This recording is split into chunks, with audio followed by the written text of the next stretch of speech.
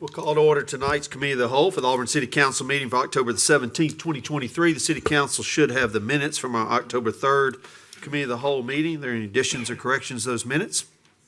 Move for approval. Second. Have a motion, a second. All in favor, please say aye. Aye. Any opposed? Motion carries. Building Board of Adjustments and Appeals, Mayor Pro Tem Whitten. Yes, sir. We have three positions. Terms begin November 3rd, 2003, and end November 2nd, 2027. We have incumbent Stacy Norman, who has served two full terms, and I would like to renominate Stacy Norman. This board does require specific certificates and licensing, so I'm going to ask the council that we suspend our normal rules of an individual having served two full terms and nominate Stacy Norman for a third term. Second. All right, have a motion, a second for Stacy Norman. Any comments or questions about Mr. Norman? Is that because you didn't have it? We didn't have any other applicants, or? The three applicants are the three applicants that have already served, and we did not have additional applicants, and these three do have the specific licensing and certifications required for this board. Okay. Any other questions? All right, we got a motion, a second for Mr. Norman. All in favor, please say aye. Aye. Any opposed? And we'll confirm that later on in the agenda. And the same with Wes Thrash, who has served two full terms. I asked the council that we suspend our rules, and I'd like to nominate Wes Thrash for a third full term. Second. All right, have a motion, a second for Wes Thrash. Any comments or questions? All in favor, please say aye. Aye. Any opposed? And he carries, and we'll confirm that later on in the agenda. And finally, Nicholas Van Stock has served one full term. I would like to nominate Mr. Van Stock for a second full term. Second. All right, have a motion, a second. Any comments or questions? All in favor, please say aye. Aye. Any opposed? Motion carries. We'll confirm that later on in the agenda. Questions on tonight's agenda for the city manager? Any questions? All right, city manager, anything for us? No, sir. Okay, is there a move to adjourn? So moved. All right, we are adjourned, and we'll get started right at 6 o'clock.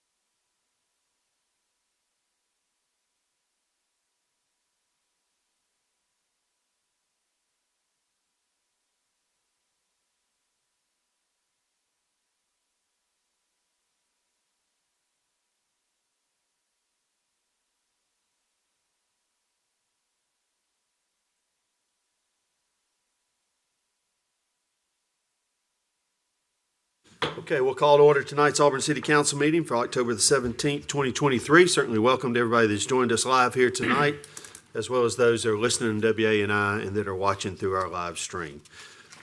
Allison with the roll call. Adams, Here. Oblentz, Here. Dawson, Here. Griswold, Here. Mormon, Here. Parsons, Here. Taylor, Here. Witten, Here. Anders. Here. Would you please rise for the Pledge of Allegiance and then remain standing for a moment of silence? I pledge allegiance to the flag of the United States of America and to the republic for which it stands, one nation, under God, indivisible, with liberty and justice for all.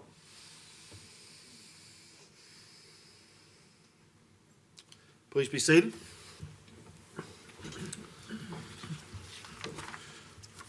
Earlier tonight, during the Committee of the Whole, the City Council reappointed 3 members to the Building Board of Adjustments and Appeals. That is Stacy Norman, Wes Thrash, and Nicholas Vincent. Appreciate their desire to serve in this manner for their city, and I appreciate their willingness to continue to serve through the Building Board of Adjustments and Appeals. Under Mayor's announcements tonight, I want to remind everybody at the end of the month is trick or treat. So as you go about your business on October the 31st, just remember there'll be children and families out, maybe possibly amongst your neighborhood. Please be careful, and obviously downtown trick or treat will be occurring that evening as well, and just remember that. The State of the City for our community is on Wednesday, November the 8th at the Gooch Performing Arts Center at 5:30. This is a free event. You do not have to have a reservation or a ticket, and I certainly encourage everybody to come and hear what's happened in your community over the past year and what are some of the plans for the future. And then I'm very proud to recognize some special citizens in our community that have done some wonderful things. Later on in that week, on Friday of that week, on the 10th, is the Veterans Day ceremony. Weather permitting, will be right across the street, and I encourage all of you to take a few minutes to recognize what our veterans have done for us and providing the freedoms that we all get to enjoy each and every day. This weekend is a huge football weekend in the city of Auburn. We look forward to having all of our visitors in town. The Baby Tigers and Central will play Friday night at Duck Sanford Stadium, and then big SEC game on Saturday night. Lots of people here, plan well for that, and we look forward to all the people coming to Auburn and spending the weekend with us. This past week, Auburn lost a giant in their community. Mr. Edley Spencer passed away at 93 years old. In my lifetime, Mr. Spencer is probably as valuable and as important a business person as ever lived in our community. He has done much for Auburn. He has served the city on the IDB for many years. He served the hospital on the administrative board of the East Alabama Hospital. He was also the chair of the Chamber of Commerce during his time. He served in the Air Force. He was an Air Force veteran, serving 4 years in the Air Force. He helped his church, the First Presbyterian Church downtown, start the community ministry, which helped many people with home repairs and emergency needs. He also built a number of low-income housing in our community and also provided mortgages for those people. Did all that without any fanfare and any recognition. And maybe the final thing that he and his family did is supported a new cancer center at East Alabama Health. Mr. Spencer and his family have meant a lot. He was an outstanding businessman, banker, and we certainly thank him for everything that he and the Spencer family have done for the city of Auburn. All right. Anything else from the council? Mr. Mayor, excuse me, I'd like to echo your comments on Mr. Spencer.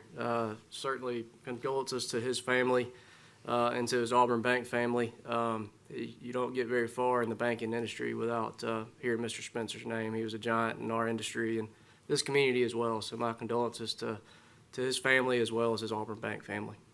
Thank you. Anyone else? Okay. Auburn University Communications.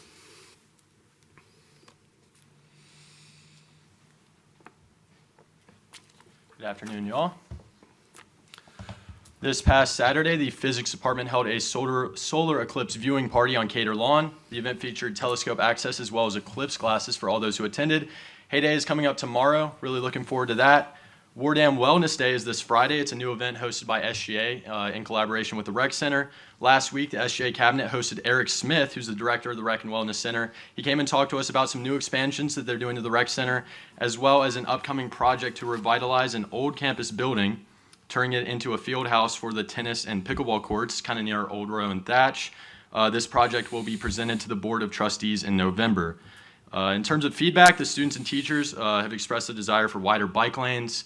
That's something that we're looking out for.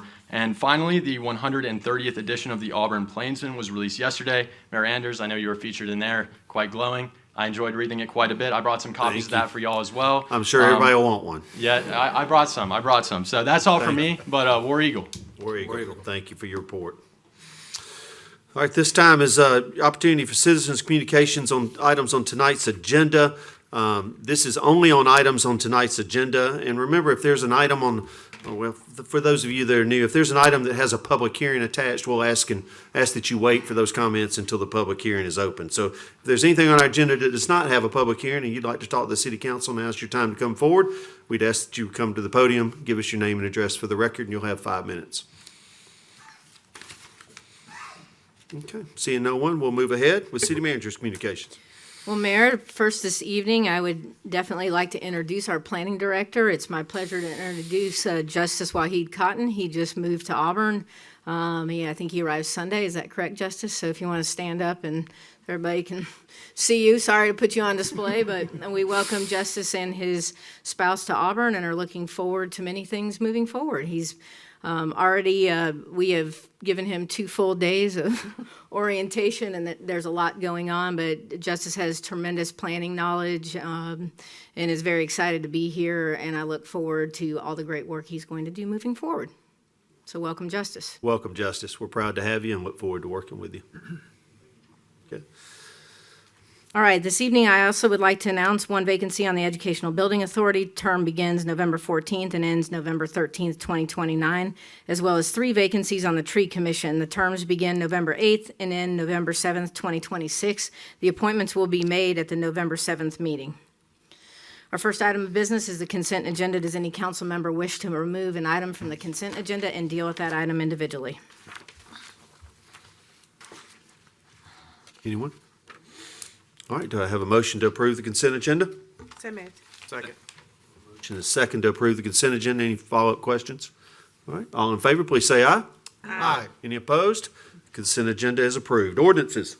Under ordinances this evening, item 9A authorizes a small cell franchise agreement with Crown Castle Fiber LLC. Unanimous consent is necessary and a public hearing is required.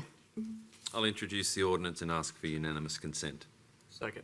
Have a motion and seconds. Anyone on the council have a problem moving forward with a vote on this evening? Seeing or hearing none, we'll open the public hearing. If you'd like to address the city council, please come forward and give us your name and address for the record, and you'll have 5 minutes to speak to the city council. Seeing no one, we'll close. Oh, I'm sorry. Ma'am, were you coming forward? Okay, I apologize. Public hearing's still open.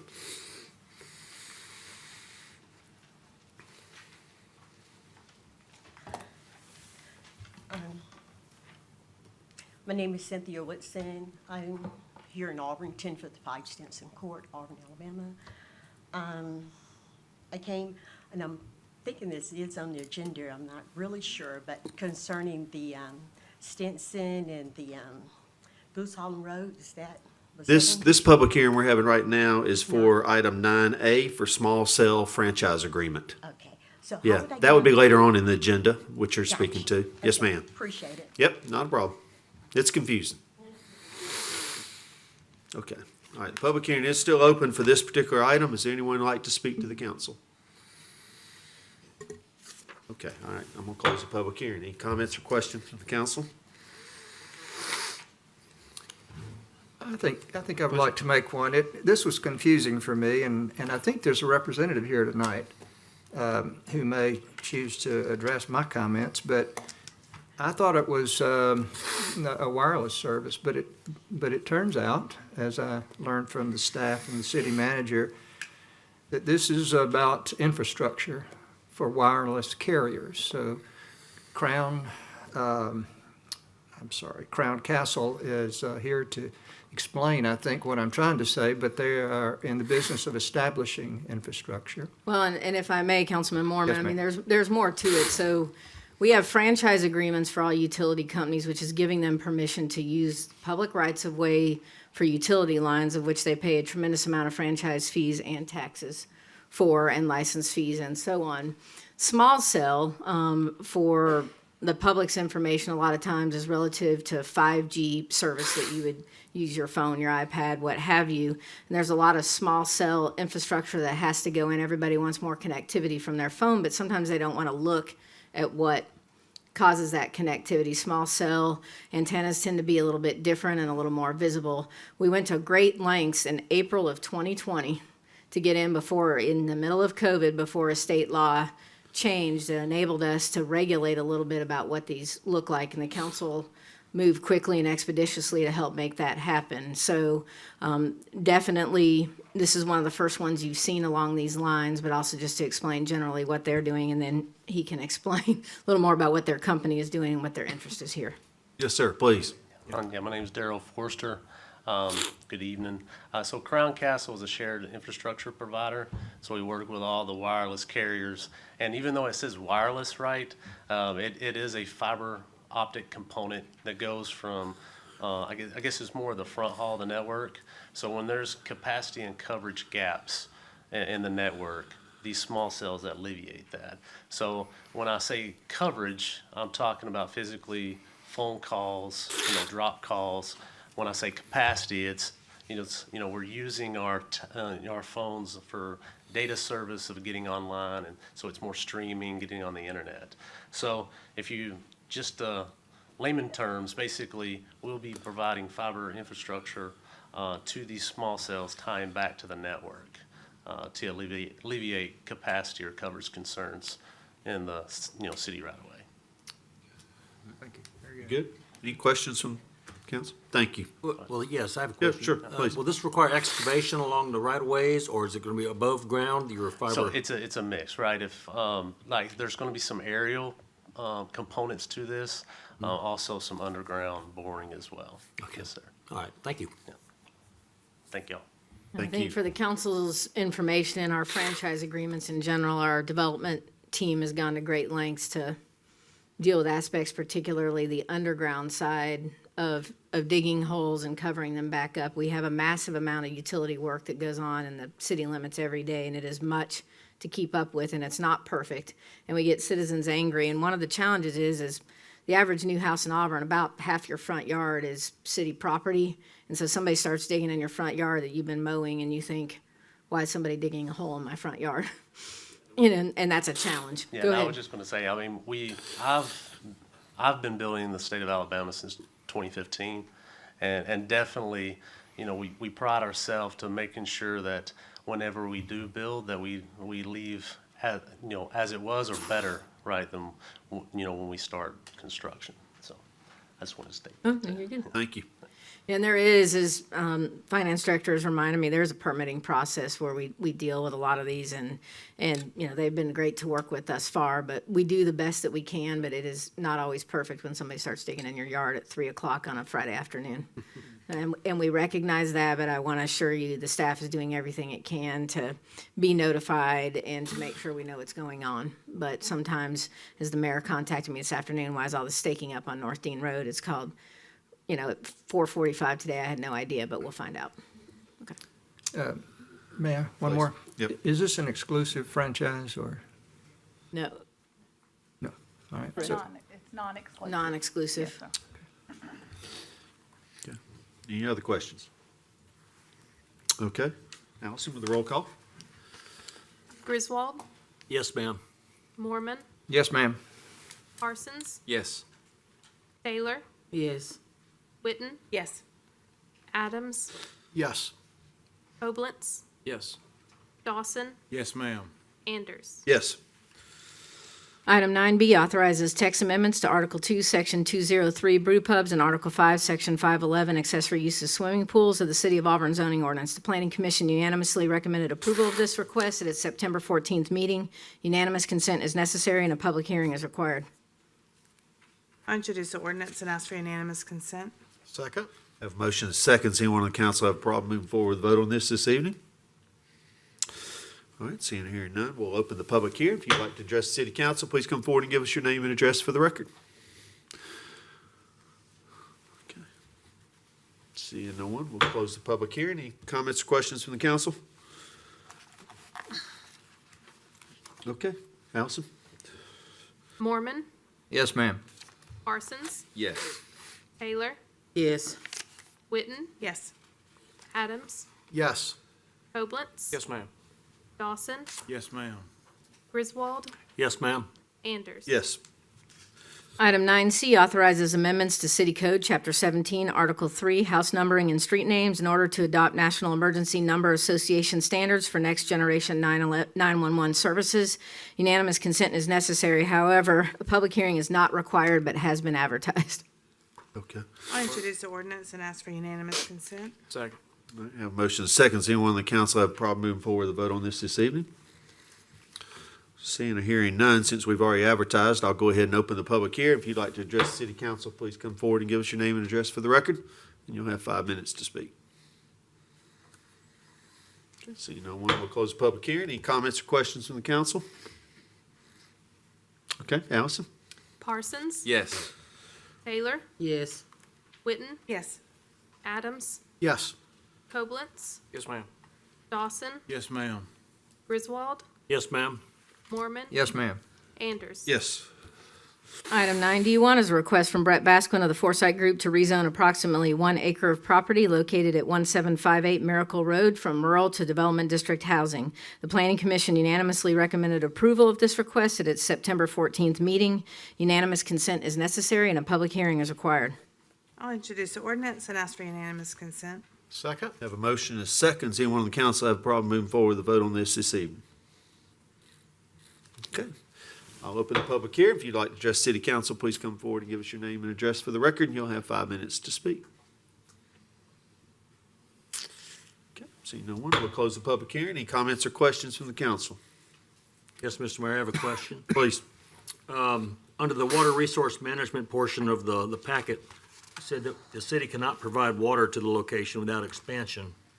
Water system expansion was planned as part of the Auburn Farms development, but has not been accepted by the board. Do we have an estimated time of when we can anticipate water lines being approved for that area? And then what that's ultimately saying is the adjacent development, which would have built water lines through this area, has not completed their infrastructure and is in a holding pattern. Mr. Carson or Mr. Howard, do you have an answer to that before Mr. Carson does? No. Eric? Yes, the developer of Auburn Farms has not completed everything they need to do, so it has not been accepted yet. Most of the infrastructure is in the ground, it just hasn't been accepted yet. So that, Just in a waiting. for this pattern. development to tie on, will that have to happen, Eric? Well, there is a water line on Miracle Road that they could tie into, but they'd have to change their tie-in point. So. Okay. we're It's a working timing on issue, We're yeah. working on a solution, and it's a timing issue. That's right. Okay, does the developer pay for installing and developing or whatever this water line and this network to cover this area? Oh, yes, and then the water line's already been installed, it just hasn't been accepted, so, All right, thank you. okay. Accepted means it meets 100% of all of our criteria, which the developers in the room will nod at you and say that's a lot. Okay. Any other questions? Are you done, Mr. Griswold? I am, thank you. Okay. Any other questions? Mr. Mayor, I'll abstain from this vote. Okay. All right. Anybody else? Okay, Allison, roll call. Taylor, Yes. Witten, Yes. Adams, Yes. Koblenz, Abstain. Dawson, Yes, ma'am. Griswold, Yes, ma'am. Mormon, Yes, ma'am. Parsons, Yes. Anders. Yes. Item 9D2 is a request from William Cleveland to rezone approximately 11.20 acres of property located at 1287 Ogletree Road from rural to development district housing. The Planning Commission unanimously recommended approval of this request at its August 10th meeting. This item, along with the public hearing, was postponed from the September 19th City Council meeting to today. A motion to approve is already on the table. A public hearing is required. Okay. So if it's appropriate right now, Ms. Crouch, before we start the public hearing, I know Mr. Koblenz had a few comments and some questions he might want to ask. Is that Absolutely, appropriate to it's do that always in now? order. You're allowed to have discussion before and after the public hearing at your discretion. Okay, Mr. Koblenz, are you good with going ahead? Yes. Okay, turn it over to you. Mr. Crouch, can you have our city staff run through the proposal that's before us on this rezoning and give us the details of what is involved here? We'll gladly do that relative to the development district housing zoning. One of the things I want to caution is this agenda item is not the planned development district amendment, which follows on. So comments may be a little bit limited for this zoning relative to the bigger picture of the next one. Mr. Howard will have, IT will put it up. Greg. Thank you, Greg. Yes, so this request is simply for the DDH Development District Housing zoning district. The property is currently zoned rural. As you've seen in your packet, surrounding properties are either zoned LDD, Limited Development District, or, as you can see here on the map, DDH. LDD also provides and allows for very similar levels of residential density to the DDH district, which again is adjacent to and surrounding this property. The future land use for this property is neighborhood preservation, which incorporates, if you can go to maybe the next slide. Thank you. As you can see, neighborhood preservation incorporates many of the surrounding properties to the north, east, south. To the west is the Moores Mill PDD, which, as you will see later, is being requested to be expanded to include this property. Just as a point of reference, future land uses for properties that are within a PDD are given that planned development district future land use as well. So that is why that is a little bit different than the neighborhood preservation future land uses, which are on the other three surrounding sides of the property. As far as density is concerned on DDH, it's, what's the allowed density on DDH versus LDD? That's Sure. around this So, property? so for a performance residential zoning district, performance residential development within the DDH zoning district, you can go up to 5.5 units per acre. In the LDD district, that is just slightly lower at 5 units per acre. I don't want to get too ahead of ourselves, but we can discuss density on the proposal a little bit in the next thing next item as well as it relates to the PDD request. Okay. And as far as land use plan, this is neighborhood preservation. There's been some questions regarding what that exactly means. You're maintaining existing densities. Everything is brought in as a base zone of rural. Is that correct? That is correct. So when the request comes to rezone a property, we look at the neighborhood preservation plan to allow us to see what the neighboring properties would be or possibly be to help guide us on what we would possibly rezone this property towards. That is correct. So when this request came before us, we looked at obviously this property and then surrounding properties. You have some variation in densities of surrounding properties, single family, essentially on two sides of the property, some relatively undeveloped property to the north. I believe there's just one single family residence up there currently, and then some townhome product across Ogletree Road as well. So, when we are considering what that existing character is of this area, frankly, there are, it's not just one single type or one single density. There is some variation there. In our request for this, as with the later request, we felt that this proposed zoning district was very much in keeping with that future land use designation. Okay. And regarding the property to the north, it's a part of it's LED, part of it's rural. In the zoning request, it mentions the southern border twice, Morgan Hills 1 and Morgan Hills 2. It mentions the east and then the west. The northern portion is not mentioned. Is there an explanation of why that would not have been included in the rezoning analysis? Yes, so we did not include that. If you look to approximately page 4 of the staff report, we referenced densities of surrounding properties. We do mention the surrounding zoning on that first page, but on page 4, we did mention surrounding zoning. So we looked at areas that have already been developed.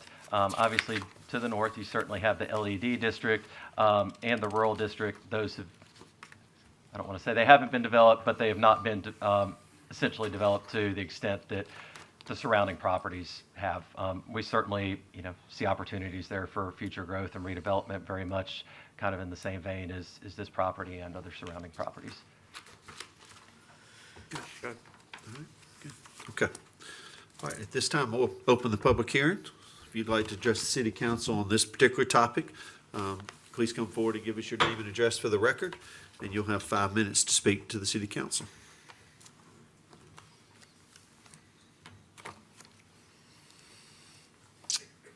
Seeing no one, we'll close the public hearing. Any comments or questions from the council? Now, on this,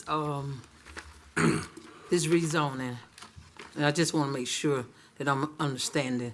So we're rezoning from rural to DDDH, The DDH, that's correct. okay?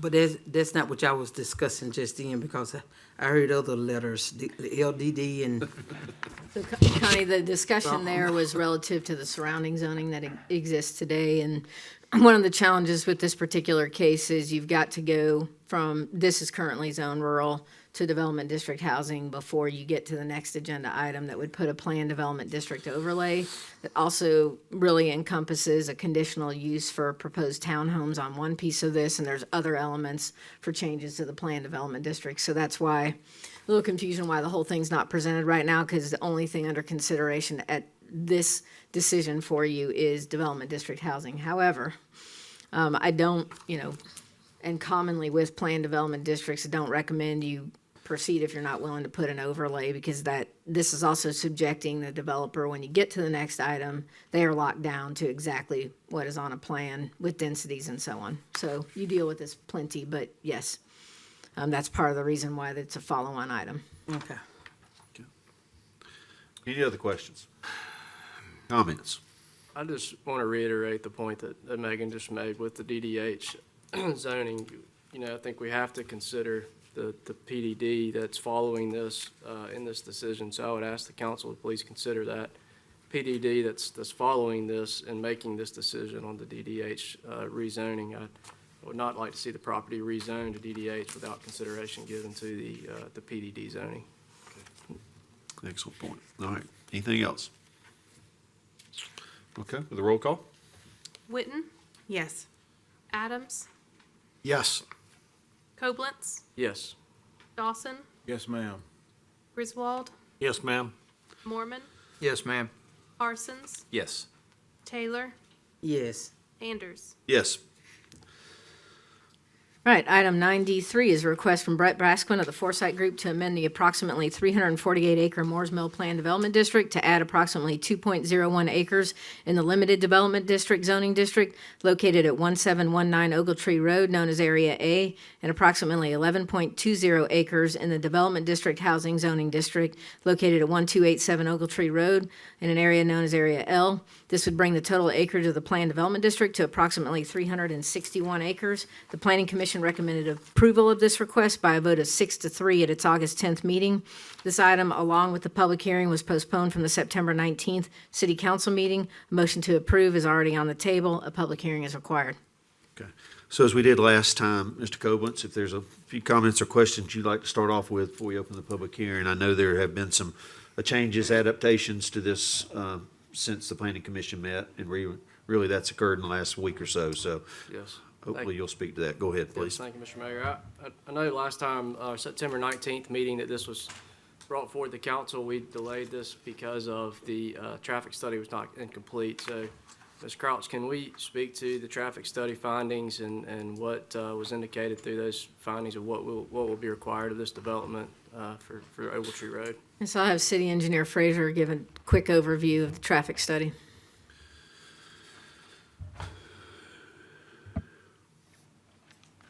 Yes, thank you. We've reviewed the preliminary study. Get to my page. The results of the traffic study were that no significant issues were founded. The addition of the 50 units would not cause any significant impacts in the 2025 build year.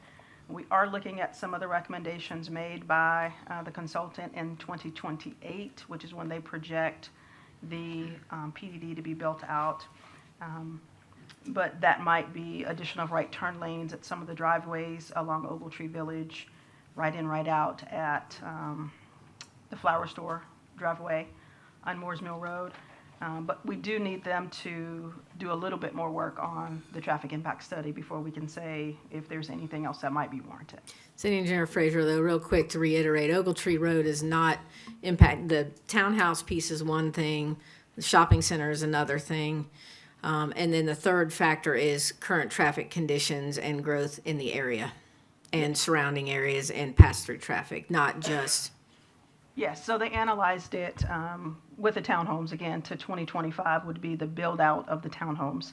They provided an analysis, so there were no improvements warranted, no impacts from the addition of the 50 townhomes in 2025.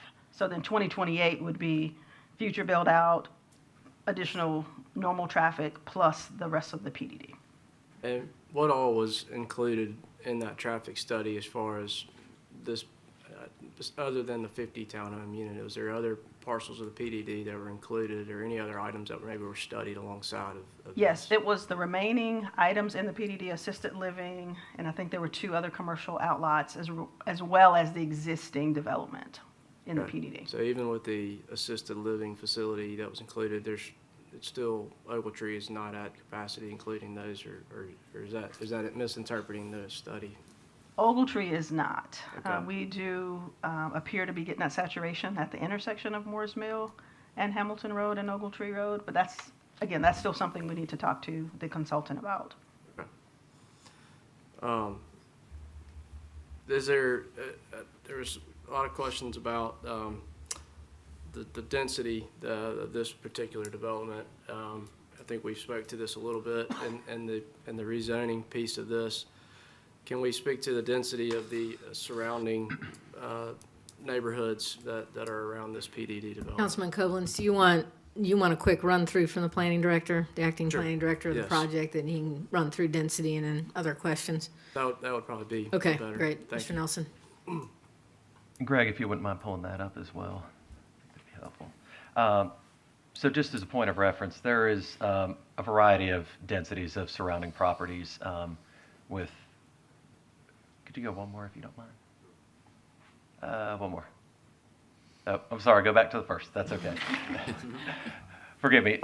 So there are a variety of densities surrounding this property, probably with the least dense being to the west of this for properties that are already in the Moores Mill PDD, single-family detached residences. That phase is approximately 1.9 units per acre.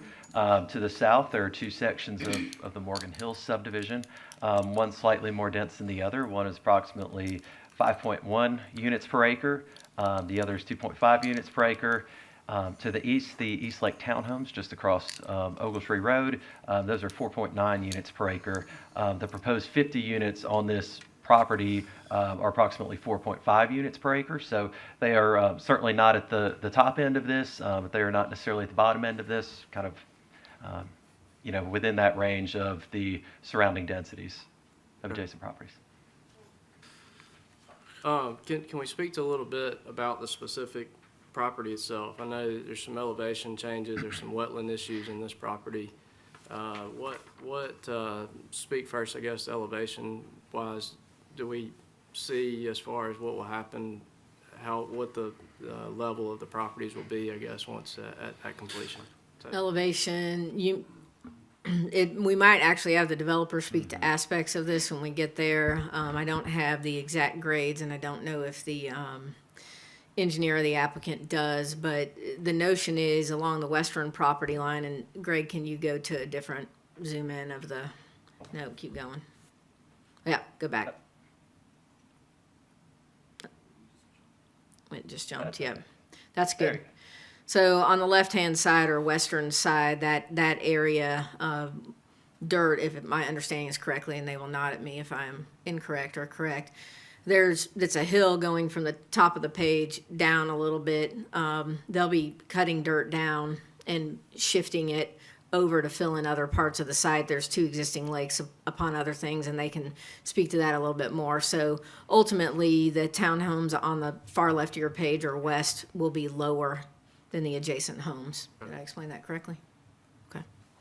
Maybe we'll get some more clarification on that. from the Absolutely, developer when we get there. Is That's there fine. anything else you want Mr. Howard to present to you relative to this? Do you want to look at the renderings or anything else that you saw before you open the public hearing? Yes, if we can look at the renderings on the And do you property. want to explain also that the developer has, it was included in your packet for your consideration, offered to do some different setbacks and buffering, and we're on that page now, and I can have Mr. Howard walk you through what they've agreed to do. If this is something and you are inclined to proceed, I will recommend that you amend the motion that was made at the previous meeting to add these as conditions of approval per the letter that has been provided to you.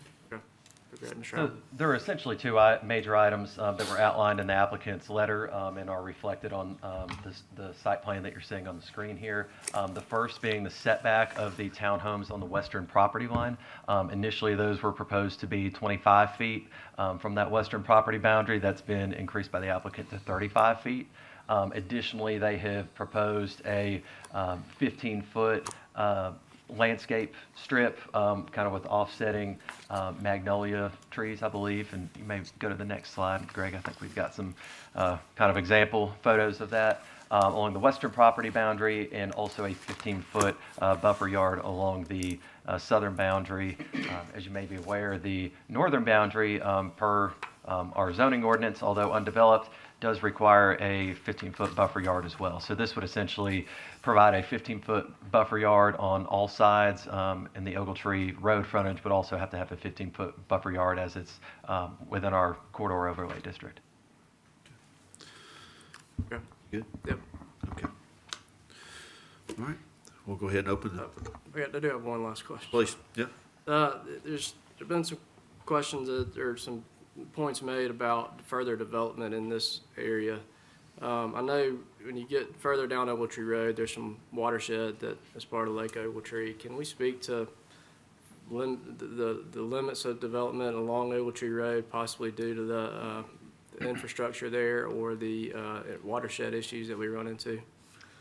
Certainly. So on the opposite side of Ogletree Road, you really kind of get into some of the limitations for that Lake Ogletree watershed.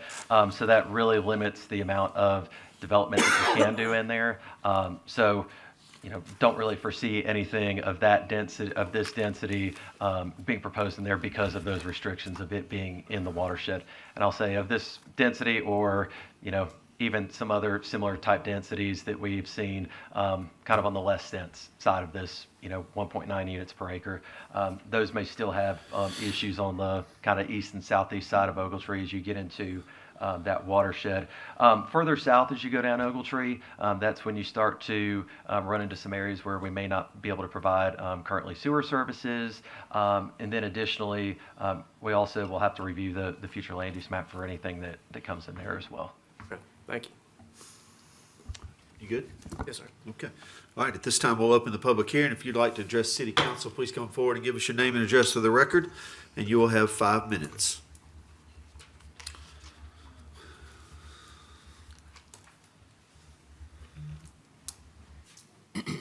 Name is Christopher Jones, 1810 Staples Court.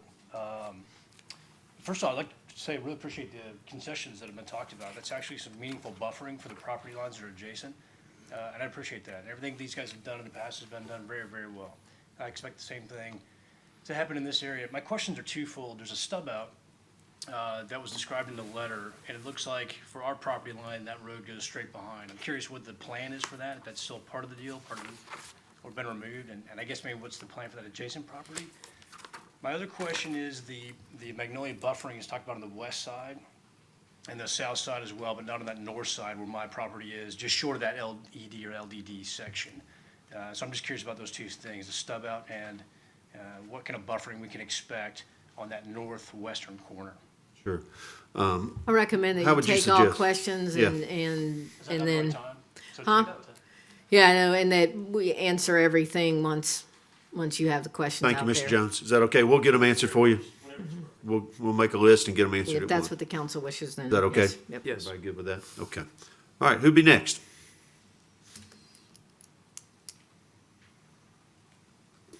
Okay. She had, Yes, ma'am. Yeah, this would be your time to speak.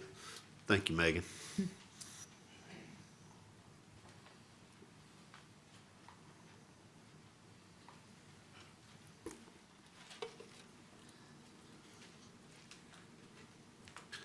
Good afternoon. My name is Cynthia Whitson, and I'm here at 1055 Stinson here in Auburn, Alabama. And I wasn't aware that this had already been approved, so. Had it been approved, the housing? No, that's what we're voting no, on. ma'am. Okay. I didn't want to building around the court. No, just the property's been rezoned, that's all it's Okay. Yes, ma'am. And I come to you to say no to the complex that contain the 50 units to be developed on Oak Tree Road. Reason the complex will put over 100 new cars on Oak Tree Road, that is 2 cars for 1 unit, and some 3 cars to 1 unit, increasing the cars to 150 cars. Too much wear and tear on the road and too much traffic for us. We say no to cutting through Stinson and Goose Hollow for making a road for the golf carts. The reason is too dangerous. We have children in our neighborhood ranging from the age 4 and up. They like to play on their riding toys as well. And since we don't have sidewalks, they tend to play and ride their play toys in the road. We'd be very pleased if we did get some sidewalks. We're a small neighborhood with a big heart. We have a majority of senior citizens, and they like to walk and exercise, but with this extra traffic, that would make it almost impossible for them to do so. We say no to the trash being thrown outside the road because we know more traffic, more trash.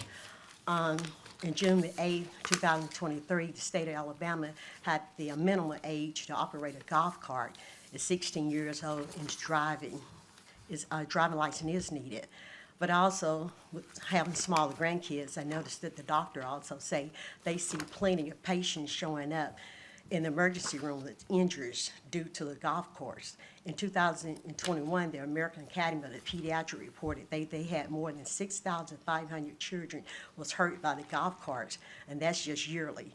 So let's keep safety first, and let's keep the golf carts on the golf course.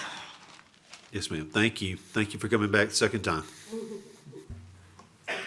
Okay. Who will be next?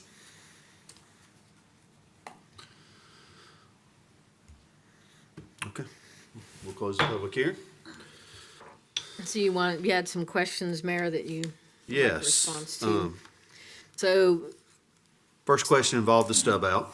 right, you may have, this is at the decision, unlike planning commission, the developer doesn't speak unless spoken to other than during the public hearing. So I'm going to have the city engineer Fraser answer about the stub out first from the lens of city procedures and why there's some talk about that. And then if you want to hear from the developer what's going on with that, because it was also addressed in their letter to you that they were willing to eliminate it. So city engineer Is there Fraser. a possibility for us to pull up a visual of that? Absolutely. That we could speak to? Mr. Nelson will get there in just a second. If we all stare at him, he'll turn red.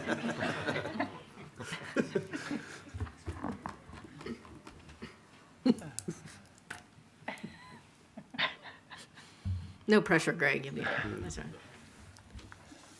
If you want to get further, That one. keep going. Keep going. Keep going. Yeah. Is that good right there, Kevin? Yeah. This way here. Allison, do you want to talk through that a little bit from your lens? And Kevin may have something to add, and then we can ask the developer if they've got. Yes. So one of the recommendations that came from the engineering department was to provide a stub out to the north, which is reflected on this plan near the western boundary. We are proponents of connectivity. One of the things that we hear often is are issues with traffic. And so we always look for opportunities to have more than one way in and out of a development. So this would actually, Greg, could I ask you to flip to one that might show, go back if you don't mind. One more, please. Go forward. That one will do. So what is to the north is a vacant property, and then there is access to Stinson Court, which would get you to Goose Hollow Drive. So it would just be an alternate route out of the development if something were to happen, as opposed to people all having to exit what you see is across from Eastern Court. Greg, if you might be able to get this one on the PDD, it may not have the overall that shows. I think the gentleman was referring to one of the original plans showing a stub out that traversed the property. Let me see if this is not showing up on here. Would it be with the DDH item?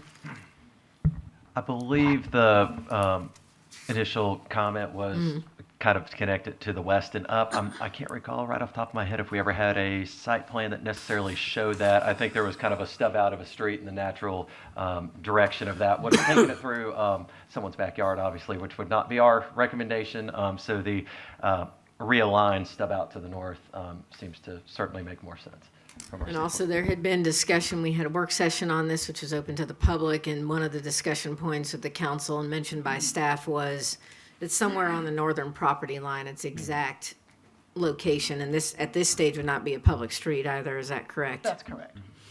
It's just saying if the property to the north develops, and I get the neighbor's concern, but there is no exact location of this. It's at some point, this is usually at a development review team level, which is a staff review of construction plans in essence. And their development plans, that's where those things get finalized. You do have a request before you, or not a request, but the developer, and you can ask them to speak to it if you wish, is also saying they're willing to eliminate that. And that's why I'm telling you, part of the comment is also coming both from staff, and then they have put something in writing about that. So certainly the developer has written us that they're willing to not have the stub out, but professionally, you're saying that from an engineering perspective, we like to have connection, and it would be your recommendation that there is a stub out. Is that correct? That is correct. I also received a very nice question, and it was a council member question leading into the agenda saying, well, what's the rule on this? And about golf carts, because you also heard another citizen very concerned. And I told somebody at a recent football Saturday, I followed a golf cart on the 45-mile-an-hour section all the way into town, and I was a little unhappy about it myself because it's dangerous. There were kids in there, not seat belted. It's, our police do everything they can to enforce that, but there's a large number of people that are choosing to not follow the law. They shouldn't be on the multi-use path. That's a public sidewalk, not for golf carts. And neither is a public street at 45 miles an hour. If your street legal cart can go those speeds with a license plate, with seat belts, with headlights, with taillights, they are street legal. And we put out, David, I believe it's probably twice a year, we put out a ton of information about low-speed vehicles. So you can't always confuse a golf cart for not being street legal. However, the question was, is this going to be a private path, a public street, or what? On a private path, if this developer were to make a deal with adjoining property owners or do whatever, a private path is just that, it's private. And it can be used, or if they own it or the HOA has a stake in it, they can do whatever they wish. A public path is a different situation. And then also there was a question before the developer speaks to this, if staff knows anything relative to the kind of the northwestern corner of this property and any buffering thereof. Based on, can you bring up, I think it was area L, but I'm not sure if it'll show up on the buffering plan. Based upon our standard zoning ordinance going. requirements, there wouldn't be any. Right there. The 15-foot buffering on the northern portion wouldn't necessarily include this portion of it. I understand, I believe, what the question was, to kind of turn the corner there, so to speak, to get to the end corner of that property line. With Is that correct, Mr. Jones? Is that what you were referring to? Okay. With the magnolias, however, that is a buffer yard that's a required buffer yard. Otherwise, that's one of the reasons why, correct? Correct.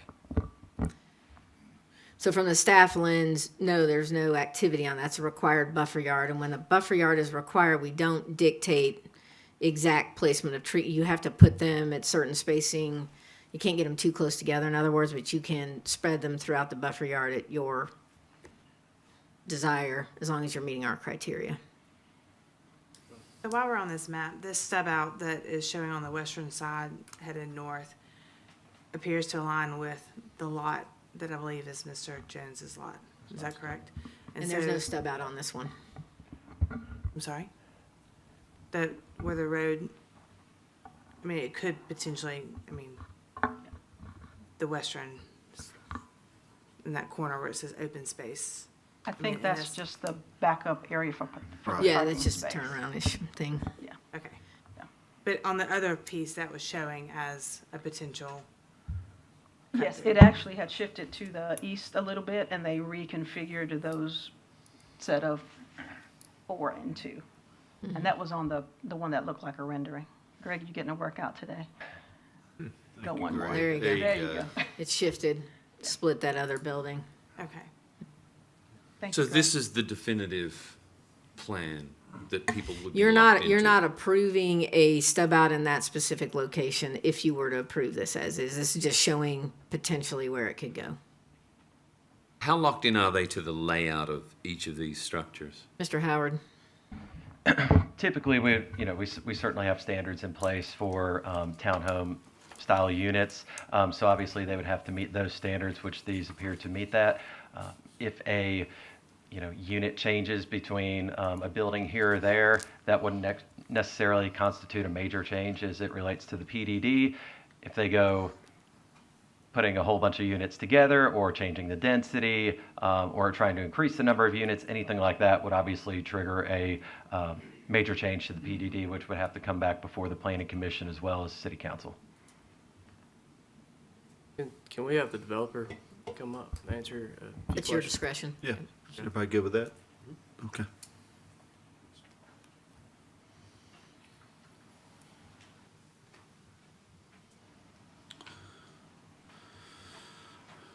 Good evening, Brett Basquin with the Foresight Group representing the Cleveland Brothers, the developer.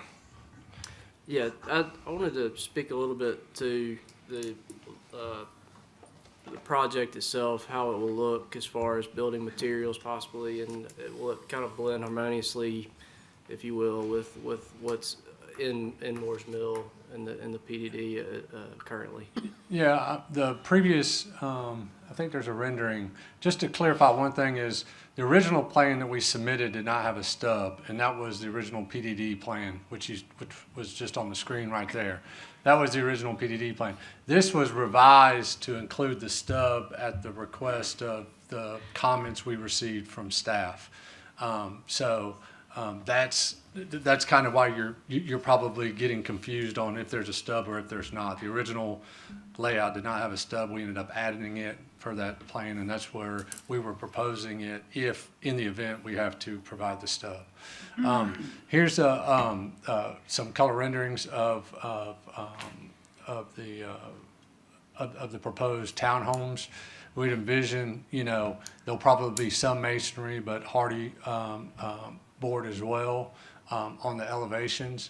I'm trying to think of something similar.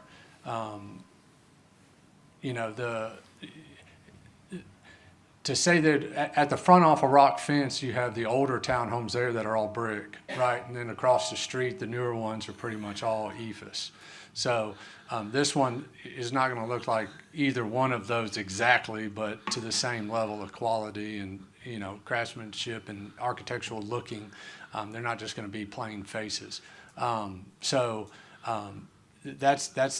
That's what we're looking at. So they will have garages, they will have pull-in garages with parking out in front of them. But that's what is before you tonight for approval. Can you speak to the height, the building height and elevation of the property? Yeah, so these will be two-story units, right?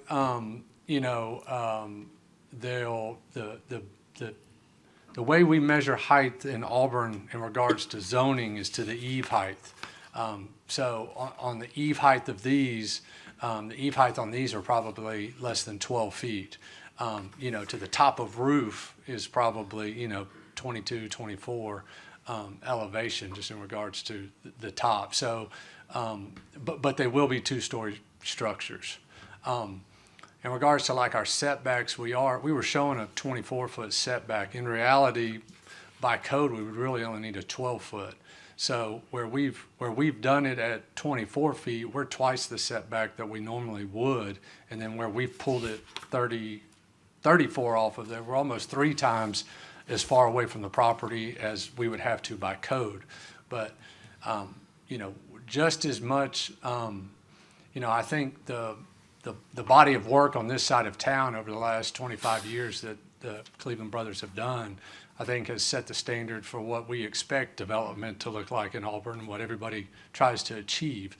And so I think this particular development is going to be no different. We're still going to achieve that same high-end product and that same high level of look and appeal to it. But, we usually go, they usually go above and beyond in regards to presentation for the look and feel for what they expect their product to look like. Sure. Okay. I don't know if this is a question for you or the city staff, but as far as the wetland area that's in the spot, it's considered open space. What Yeah. Will there be any changes to that? Yeah, creek so and what- we do have jurisdictional streams and wetlands on the site. There is a stream and a floodplain that is governed federally, both the floodplain and the streams and wetlands through the site. Some of those will be mitigated. For the most part, the stream has 2 culvert crossings on it. We're going to remove the 2 culvert crossings and consolidate them into one location. The open water pond, man-made pond in the front will go away, will be raised, but we'll do that all within the confines of a Army Corps of Engineers nationwide permit, and we're trying to minimize those impacts. So yeah, there will be some, but for the most part, the stream that's going through there will be. We're gonna, like I said, we're gonna remove the 2 culverts and we'll add 1 new crossing. So it'll, at the end of the day, it'll be less impacts to that stream after the fact than there is now. Mr. Baskin, the backyards of these townhomes, will there be activities back there? Will there be patios and fireplaces and that type of thing? Yeah, so the floor plans have a covered patio within the footprint of those homes. I think if you go to the pictures with the magnolias in the back, this is an example of what we envision the backyards of these. There you go. This is what, so the footprint of the house incorporates a covered patio. We expect there to be about 15 feet of usable yard outside of that patio. And then on the backing up to the west, we would then have these double row of magnolias planted back there. You know, for the most part, this product type, usually there's restrictions on, you know, you don't have outside, you tend to govern the exterior furniture like trampolines and that kind of stuff, because these are marketed and usually, for the most part, empty nesters, retirees, people who are trying to get away from having a yard and don't have kids. And so that's what these tend to go with. And so you usually don't have that outdoor stuff like you tend to have with a single family home back there. But we expect about 15 feet of a usable yard area in the back, and then, you know, landscaping buffer to buffer, you know. For the most part, most of the people want to sit on their patio, and they don't want to see their next door neighbors just as much as the existing next door neighbors don't want to see them. And so usually we try and provide that with buffering and grades and that kind of stuff. And I know there's some question about grades on that western side there. That western side in the northwest corner is sits up above, so that property breaks east and south. So in that northwest corner, as a gentleman was talking about, those homes will probably be everywhere surrounding us, upstream or adjacent to us, is draining through us. So they're draining onto us. They're above us, okay, draining to us. So we're going to be below them for the most part. We'll probably, at the bottom left corner there, we'll probably be pretty close to at grade. But when you're up in that northwest corner, we're probably going to be the proposed structures are probably going to be 3 to 5 feet below the adjacent people. So we're going to be sitting down for the most part. Like I said, maybe the last one may be even. It may not be above it or below it, but it's probably going to be pretty close to even. We start getting back into those grades. Because we're going to be dropping that area, and a lot of that dirt up there is going to be used to fill in the man-made pond in the front. So that's how the grades will relate. Any questions on the dais, Mr. Baskin? I want to ask. Yes, ma'am. So, can you address maybe some of the issues, or somebody to address some of the issues that Ms. Wilson, when she came up, that she was concerned about? Mr. Baskin, hold on just a minute. Yeah, are you referring to joggers and walking? And the golf carts and. So I attempted to address other the golf carts earlier. City Engineer Fraser can speak a little bit. She's looking at sidewalk in the area. And we've long had people who are now interested in sidewalk that maybe not previously interested in sidewalk, but now they would like to see it. So there is some notion. Allison, do you want to address kind of what you're thinking? We cannot guarantee this will happen at this time, but it's a thought. on Yes. Ogletree Road? Yes, sorry. The development will be required to construct sidewalk along Ogletree Road, and it is my hope that we can get from this development up to Rock Fence Road. We recently extended sidewalk around Rock Fence to Ogletree Road. So there'll be a small gap between this development and Rock Fence Road. So that would be my hope that we can get that connection made. But there are no plans currently for sidewalk on Stinson Court or back on Goose Hollow Road. No, the hope, at the end of the day, and what city engineer is being shy about is we don't know who would pay for that or if we have all the right of way yet. And so we would work on that. But, one of the notions is we do put sidewalks in budgeting requests, but we've also in this vicinity, we have a lot of folks that want some other connections on Moores Mill Road. They want other things. And sometimes we're also trying to partner with HOAs who want those things to split it when we can. The one advantage of Ogletree is it's not a curb and gutter section at this time and in most of the areas we're referring to, so it's a little bit easier to get sidewalk in, as in it's just quicker. We're not dealing with the same level of drainage, but it's something we'll look at, but we cannot immediately address. And then golf carts we talked about, and traffic volumes we've also talked about. Okay. I have, just to follow on from Councilwoman Taylor, and it may not involve you at all, Mr. Basquin. We'll see. Yes. As I understand it, one of the citizens' concerns was the connectivity possibility that would allow golf carts to go from this proposed development through to Stinson. But as it stands now, we're talking about that stub out is now off the table. Right now it's in. It's a staff comment. You would have to actually have to physically remove it as part of your process moving forward from here. The developer's good with it. That was part of Yes. their. And the developer is good with it if it's off the Right, table. it's back to, if you ignore golf carts and just think, generally speaking, part of that's back to, there's a statement about golf carts in the staff report, correct? But there's also, the city engineer is referring to, even on foot, one could not get from this subdivision to anything that develops to the north without going out to Ogletree Road and up and back in, and Okay, thank you. that's part of that discussion. That's up to you guys, but the developer is willing to do either. Good, Bob? Yes, thank you. Okay. Mr. Baskin, thank you. Okay. All right, so the council, we're still asking questions, making comments. Does anybody have any information that you don't have that you'd like to have? Yes, sir, Mr. Griswold. Thank you, Mr. Mayor. This is for the city manager and traffic engineer. The traffic study include the development of the Lake Ogletree Recreation Area and the additional traffic that will entail. So I'll answer, the short answer to that is no, because it's not involved with this project. However, the city engineer looked at traffic relative to the Lake Wilmore project. In essence, we did not have them project traffic for the Lake Wilmore as part of this traffic study.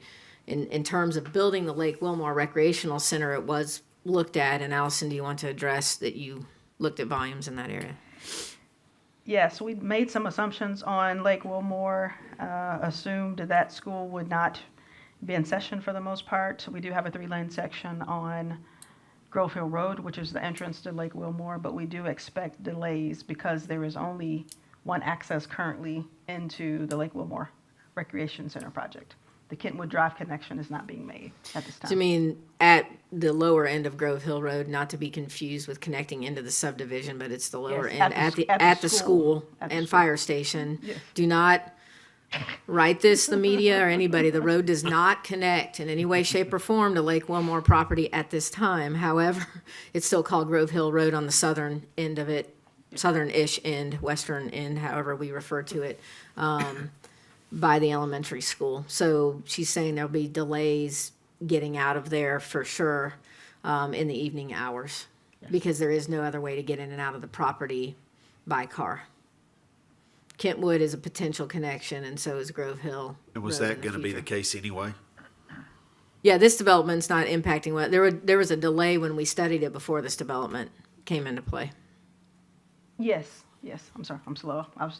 Yes, the two are unrelated. It'll be at the council's discretion whether or not other access points open. It might be at the Citizens, you never know. Exactly. That's Griswold. It's not at Good. staff's discretion. How about that? Okay. Yeah, I have Anything one else? additional Please. question. You mentioned that if a multi-purpose path or whatever is built across this private property to the north, they can do whatever they want with it, basically, golf carts or Correct. whatever. But it would connect to Stinson, so at that point, it becomes a city responsibility to police Stinson. Anytime it gets on a public right of way, you're absolutely correct. If that connection is made, you've got other property to get through, but yes. So the residents have the option of reporting or taking note of violations and golf carts on the road and calling in to the non-emergency number or whatever. They should do, and they see do that. frequently in this area. Okay. All right, Mr. thank Matthews you. can attest to that, yes. Oh, yeah, one other question. The planning commission had a vote of 6-3. Can you summarize what the objections of the 3 were? Mr. Howard? I would just summarize that a lot of the objections and comments from the 3 dissenting votes were very similar to, I think, some of the comments that you had received from members of the public. Obviously, the traffic question was something that had arisen, hadn't necessarily received that traffic study at the time of the Planning Commission, so that's where some of those comments came from as well. All right, thank you. And I would That's say all I just have, sir. overreaching concerns about height, some things that Mr. Baskin addressed. Councilman Koblenz may be able to, he's heard much about this, but a lot of it is concerns about height of structures, denser structures backing up to less density, landscaping and buffers and other things. Sure, and I can speak to that. One concern that was brought in the planning commission was schools. I think checking capacity at both the schools that this development would be zoned for is Ogletree and Auburn Early Ed. Both are approximately 100 students under capacity. You know, don't really see this being a school age generator type of neighborhood, meaning not a lot of, I think it's geared toward a retirement type community or kids that, or folks that maybe don't have school age kids. So that was brought up at the planning commission, so I did want to address that alongside school bus safety.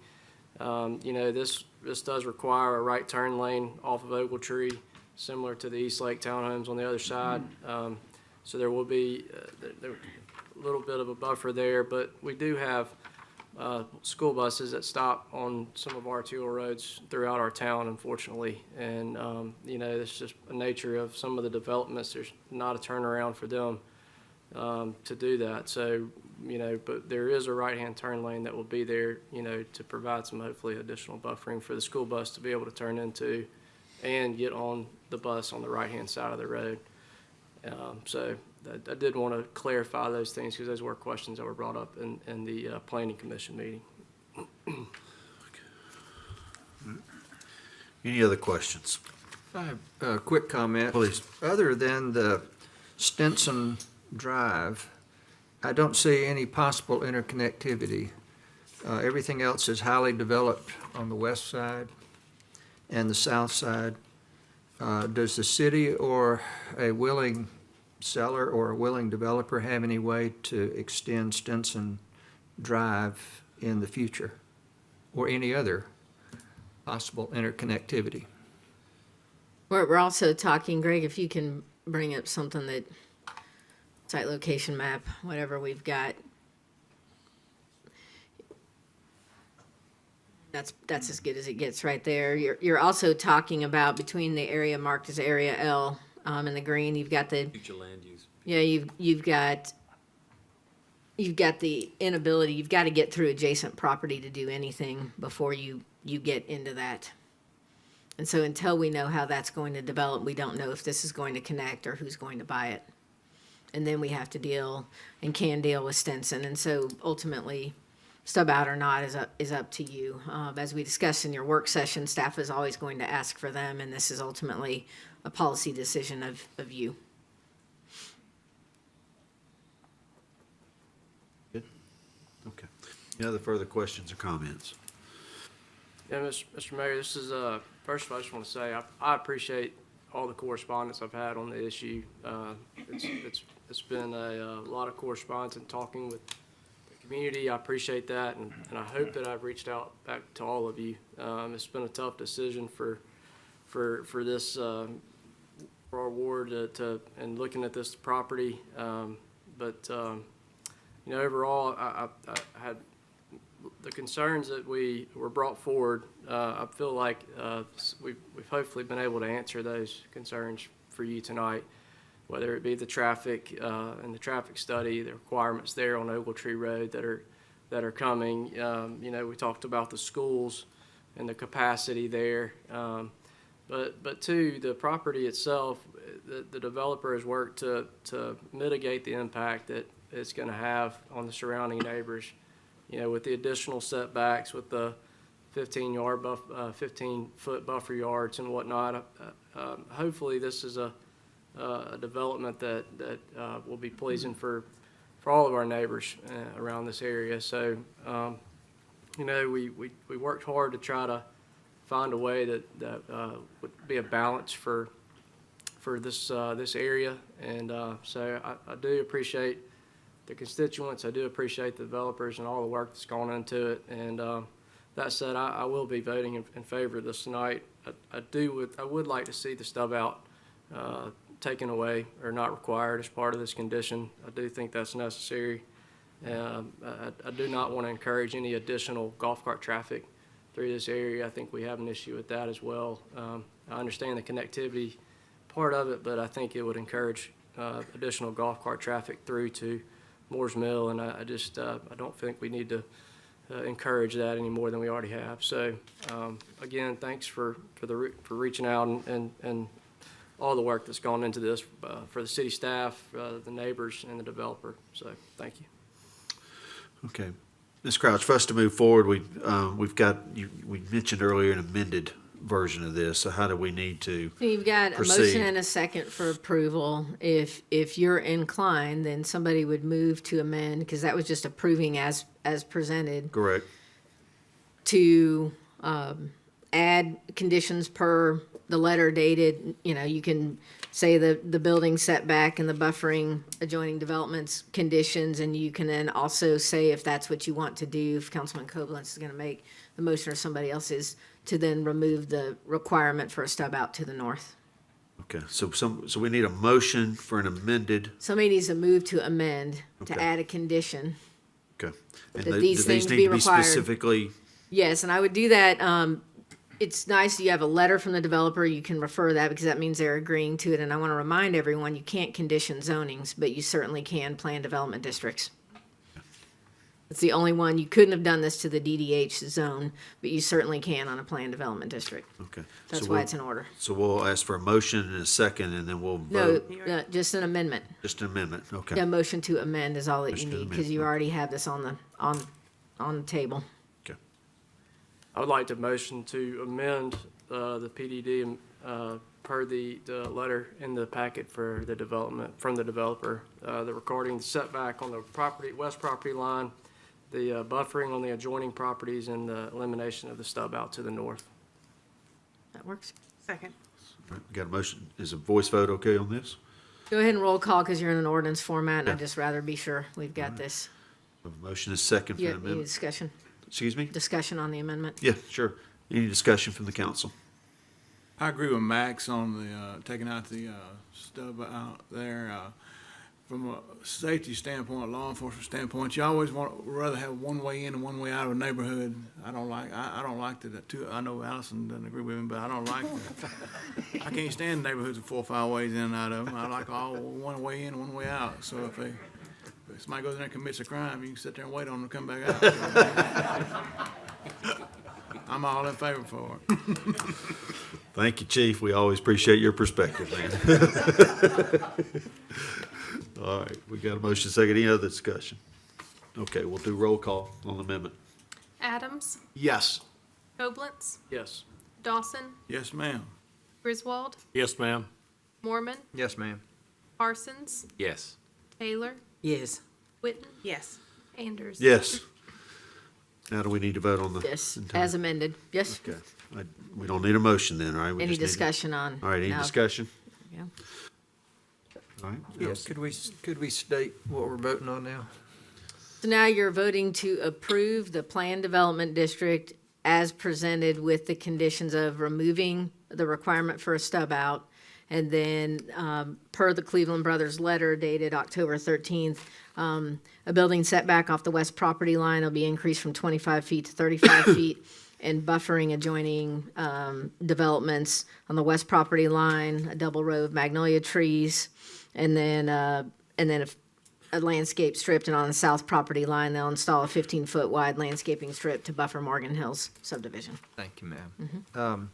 May I make a comment? Please. All right. What we're doing is voting on putting Area A and Area L into the PDD.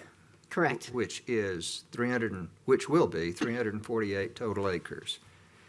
The PDD is a planning document or device that the city uses to hold developers' feet to the fire, if you will. It benefits the city. And the developer, because the city can't change the rules of engagement on them either. Well, There that's you go. my point, exactly. So what does the developer get out of it? The developer gets constancy, I guess. But it's an unusual thing for a developer to ask their feet to be held to the fire. But if they get constancy out of it, then that makes sense to us. I think that was our initial question going into this. Why would anybody want to have restrictions put on their development? Why put 348 acres into the PDD, or the additional acreage to equal 348? So I'm taking it on advice from the city that this provides constancy for the developer and makes good sense. All right. Any other discussion? You good? Yeah, any other discussion? I want to thank Max for your hard work. You've been very dedicated. You've had a lot of discussions back and forth with the city manager, and you've listened to your residents and worked with the situation. Thank you for your hard work, man. Did a good job. We've been working with him a lot. All right, anything else? Okay, Allison, roll call. Adams, Yes. Koblenz, Yes, ma'am. Dawson, Yes, ma'am. Griswold, Yes, ma'am. Mormon, Yes, ma'am. Parsons, Yes. Taylor, Yes. Witten, Yes. Anders. Yes. Right, that's the end of the ordinances. Resolutions, item 10A1 is a request from David Slocum of Pinnacle Design Group for conditional use approval of a commercial and entertainment use of brewery and event space for property located at 1027 East Glen Avenue in the Corridor Redevelopment East Zoning District. The Planning Commission recommended approval of this request by a vote of 6-1 at its October 12th meeting. A public hearing is required. Move for approval. Second? Have a motion and a second. At this time, we'll open the public hearing. If you'd like to address the city council about this, please come forward and give us your name and address for the record. And you have 5 minutes.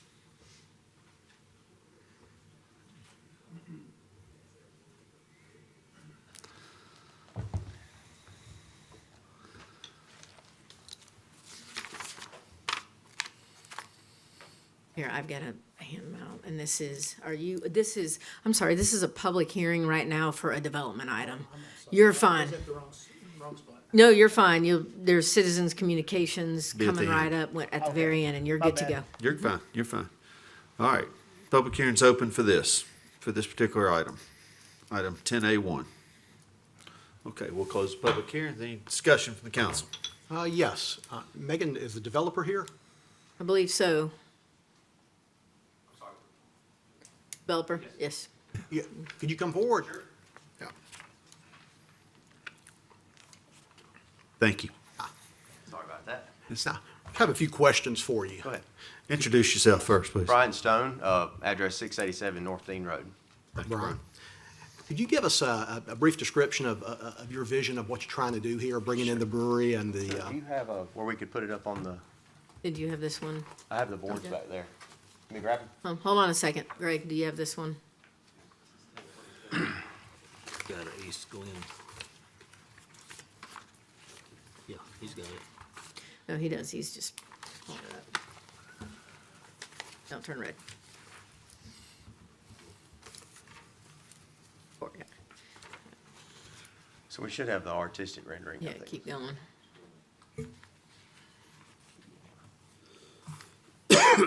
There you go, that's good. So, big picture on the project, we have 27 townhomes in the rear, 7,000 square foot office on the corner, and then we're gonna have a Carvella's Pizza Restaurant in the middle there, that middle building. This will be their 5th location. I think this will be their first trip into Alabama. They have locations LaGrange, Noonan, Peachtree City, things like that. Wild Leap Brewery is going to occupy building number 3 there on the bottom level, and we'll have an event space up top above that. Our kind of development centers around the green space. Could you go to the next slide on the front where I could show that one? So this is kind of our vision for how the green space will be. It's a large outdoor area. I don't know if any of y'all have ever been to the Coastal at Orange Beach. That's a similar venue. Skunk Gullies at Santa Rosa. Yeehaw Brewing in Nashville. I mean, there's a few of these around that are kind of similar. It's just a cool outdoor venue where you can, play cornhole, shuffleboard court, things like that. It's all artificial turf. It'll be kind of an entertainment district between the restaurant and the brewery. It'll be fenced in to where, people can get a beer, sit outside. The doors will all flow into the green space, and people can kind of walk back and forth and just enjoy themselves outside. Architecturally, if you'll flip to the next slide, please. Auburn really didn't have, when we started this, we kind of got to thinking like, what can we do different? What can make our project unique? And there's not really a warehouse district in Auburn, if you will, like a lot of adjacent towns have. And that's kind of the idea we had is like, okay, let's do kind of a warehouse district look that's been kind of modernly renovated. So build the buildings to look old, but kind of renovated now for like a sort of a modern industrial look. There'll be a lot of glass roll-up doors opening out into the open space, for the restaurant and the brewery. Things like gas lanterns, hand-painted signs, just a lot of ironwork, just kind of creating that modern industrial feel. We just think it'd be a cool thing for Auburn, just something unique that Auburn doesn't have, and gives a good opportunity for folks that don't want to go downtown to have a place to go that's convenient on, out on the outskirts of town to where, go enjoy themselves. And you plan on having there'll be outdoor seating, outdoor entertainment Sure. there as well? Can you flip down one more side?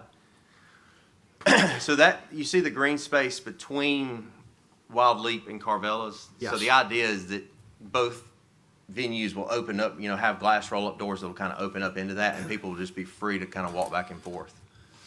You plan on having, on the outdoor entertainment, having music or things I like think that? there will. I mean, I don't think it'll be a daily thing. I mean, that's like I told the planning commission. I mean, our goal is here not to create another Sky Bar scene. I mean, I don't know if anybody here has ever been to Wild Leap or any of their facilities.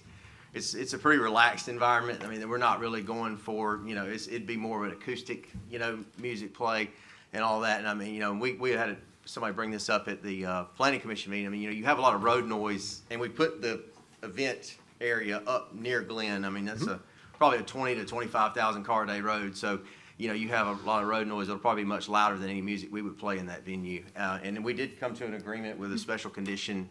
I think that we would have no amplified music after 9 p.m. Is that correct? So there, that'll, no outdoor, obviously amplified music there.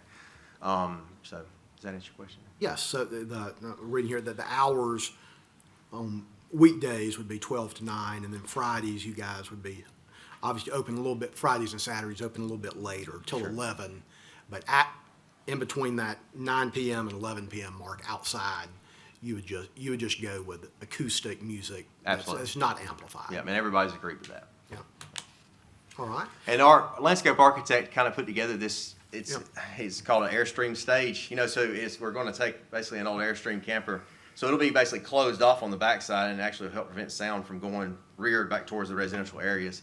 And it'll open towards that green space there. So and we'll have a lot of landscape. And the idea, I mean, we're really want to landscape this heavily, bringing some large trees and all that. And we have a food truck. When they do have events, game day weekends, things like that, if you'll see, we have the food truck parking right to the north of the lawn there, So on those days to where there will be a lot of activity, you got a lot of structure surrounding the noise. So I don't really think that, it'll cause any disturbance to the neighbors. Would that be where the food trucks are? Will that be like regular parking? No, so the idea is that's going to be a loading and unloading place for the restaurants on the daily. And just, if they had a big game day weekend and wanted to have an event there or something of that nature, we could have, food truck parking where they could come in and, have food truck vendors, do their thing. Buffering. Buffering around the property. It's just based off looking on the entire property at. Can you scroll to the overall? Yeah.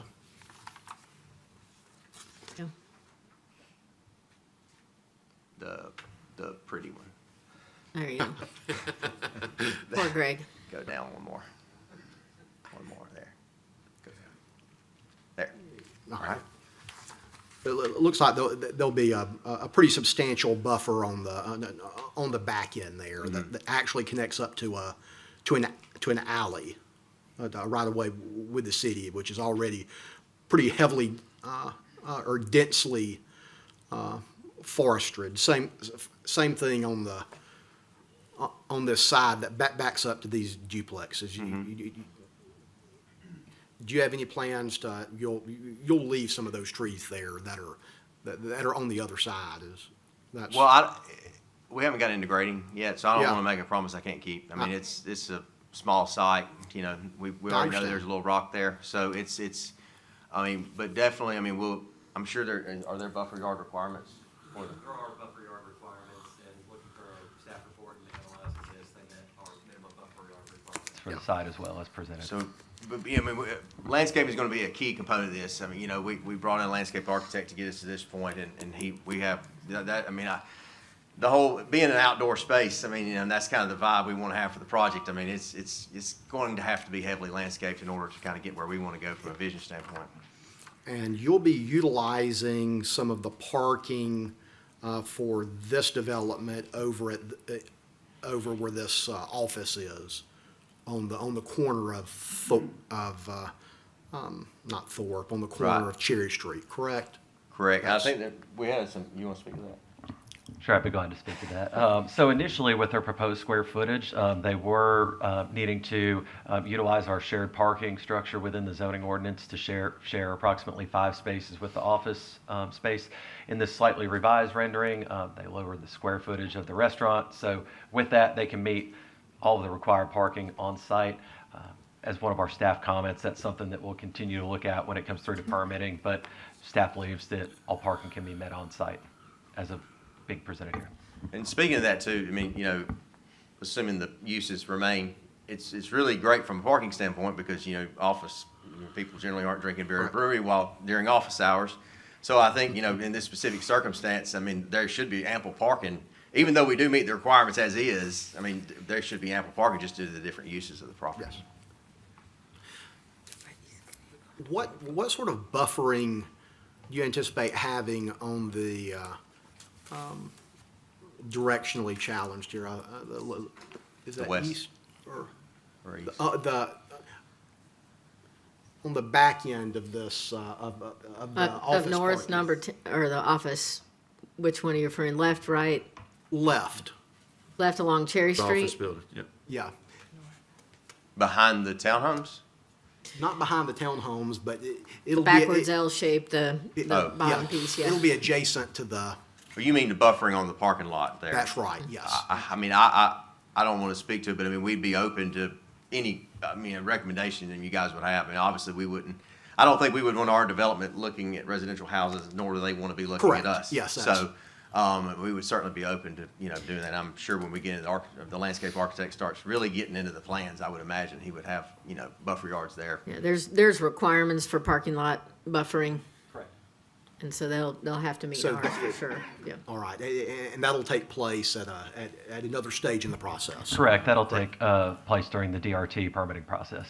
Perfect. And you guys at that point, you guys recommend like a certain type of planning or certain type of buffering at that point, fence or? So we have different kind of levels, so to speak, and different options for buffering, kind of depending on the width of the yard and the what types of land use intensity each property are. So that's something that obviously they will present to us and include in their plans. That's something that we'll review in our plans, and if any changes or modifications need to be made, that'll certainly happen at that time.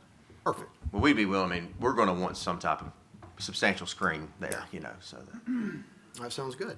Also, now, looking at this rendering here, it also appeared that there's one entrance to this property, and that's directly off Cherry Street.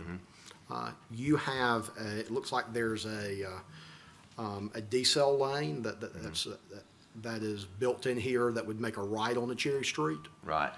Go ahead. And also, I believe that I'll bring this up a little bit later, but you've also agreed to widen Cherry, yes. So Alice and I are working on that Cherry today. Cherry on this end, so that we're able to get in a right-hand turn lane A right and a left dedicated and out. a dedicated left-hand turn lane exiting Cherry Street onto, On the Glen, that's correct, yeah. That's on the Glen. basically our decel lane will just kind of wrap up, so the offset You of go the, right in, yep.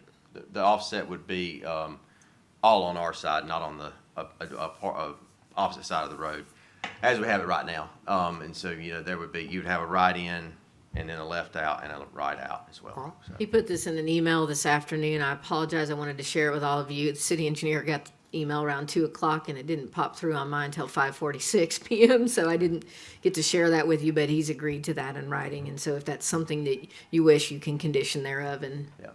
just make sure that it's memorialized. I mean, I think we kind of want it for our project Yes, as well. I mean, absolutely. It's a not too costly improvement we can make to really improve. I mean, our people aren't going to come here and eat and drink beer if they can't get in and out of the place. So, Oh, no, I think it'll be very helpful. And we appreciate you offering that up as well. This may be an engineer question, but there's also here's somewhere it references that there's going to be a stub out on the east. It's not shown on our master plan, but we're agreeable to it. You see where we have our dumpster site? It'll be somewhere along that line. We've agreed to stub to the east there. So, yeah, number 9 is the dumpster site. It's on the far right, lower far right above the brewery building. And this is back to cross-access situations where you see beginnings of this. And South College is a better example of this, where you're supposed to be able to drive from site to site, assuming the adjacent site develops in a similar fashion, where we have cross-access where not everybody's getting out on Glen to get back into the adjacent development. But it would be closer to Glen Avenue typically, so that you're going parking lot to parking lot. And if there was an adjacent site that was developed, the connectivity there, we're not looking at putting, at pulling all that traffic onto Cherry Street with an adjacent site. You're more than likely going to be also doing Likely they would have access, and you can kind of see in the bottom of this drawing, there's a median break in that vicinity. And one of the reasons the Cherry Street access is driven on this one is the right in, right out would, if you put access on Glen and you didn't have a median break, you'd have people making U-turns, which, and trying to get back out, which is a little less than desirable. So as long as adjacent curb cuts align with median breaks where we already have turn pockets, then that tends to make more sense. I don't have any more questions. Thank you very much. Anybody else? Anybody for the developer? I have one question, if I may. So the multifamily units 1 through 9 on the western boundary, they're 2-story, correct? In the buffering process, is there buffering to anticipate for that type of height?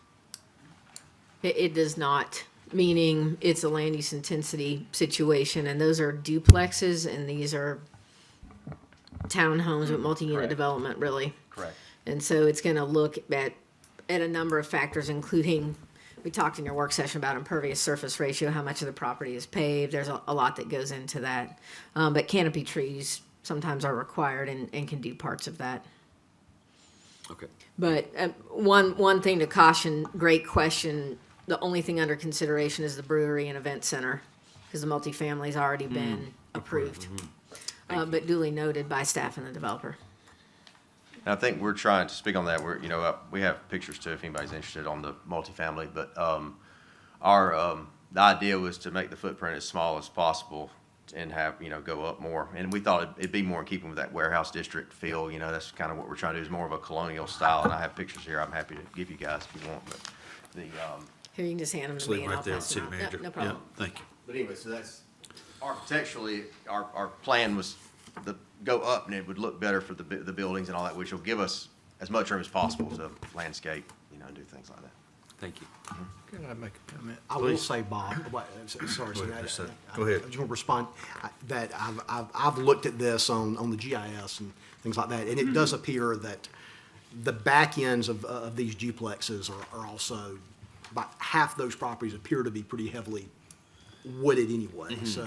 So regardless of what they build here, I do think there will be some Some natural buffer. buffering. Yes. Yeah, thank you.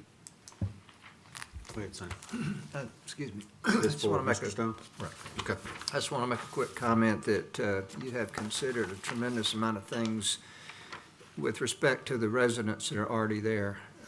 The buffers, the turn lanes, the deceleration lanes, segregating the businesses to the absolute southeast corner as far away as possible from the residents, and the stub out, potential stub out on the east. Anyway, everything you've done here seems to keep the residents in mind and to try to make it a good thing, not only to go to, but to complement the neighborhood. And I want to thank you for all that effort. Appreciate it. Thank you.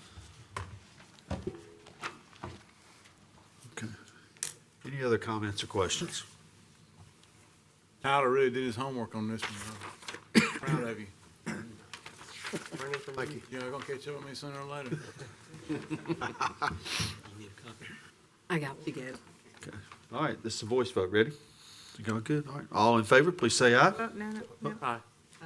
No. You have a motion.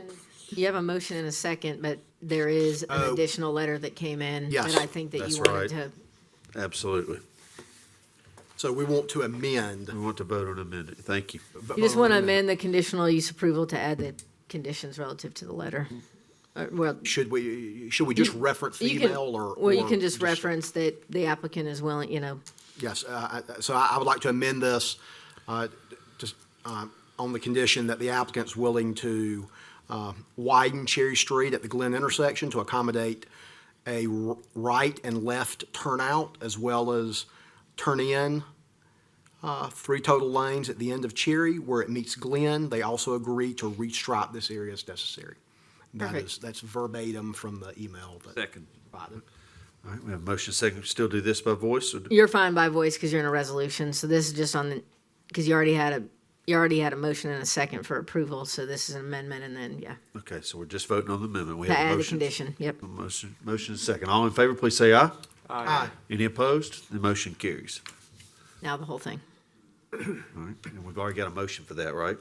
Yes, it's just any discussion. All right, any other discussion on the full? We've had a lot of discussion so far. Okay, so, Motion is to approve as amended with the condition for the turn lanes at Glen. anybody further questions, thoughts? Okay, all in favor, please say aye. Aye. Any opposed? And that carries. Thank you. All right, Thank you, Ms. item- Stone. Thank you for your investment in Auburn. Item 10A2 is a request from Brett Basquin of the Foresight Group for conditional use approval of a performance residential development, a multi-unit development to be located at 1758 and 1764 Miracle Road in the Development District Housing Zoning District. Planning Commission unanimously recommended approval of this request at its September 14th meeting. I take that back. No, that's correct. Yes. September 14th meeting, a public hearing is required. Move for approval. Second. I have a motion and a second. This time we'll open the public hearing. If you'd like to address city council, please come forward and give us your name and address for the record. No one. We'll close the public hearing. Any discussion or questions from the council? Mr. Mayor, I'll be abstaining from the vote on this one. Okay. Yes, sir. Mr. Mormon? Yes, sir. This is on Sarah Lane, right? Okay. Wraps around Miracle Road and Sarah Lane, yes. Right. This was originally approved on 8 September 2022, according to city staff, which would be the old council, not the new council. But just before we got here, this was approved for 32 units on 9.21 acres. And this adds an acre. Is that where we are? Okay. And no, in fact, one unit decrease, down to 31 units. So in effect, this has been approved, and what we're looking at is the addition of 1 acre. And one less the unit. Subtraction of 1 unit. Correct. Okay. And the density is going to go from 3.47 to 3.04, I think. So much less dense. And the reason for adding the 1 acre was that the soil was not suitable for building on. Yeah.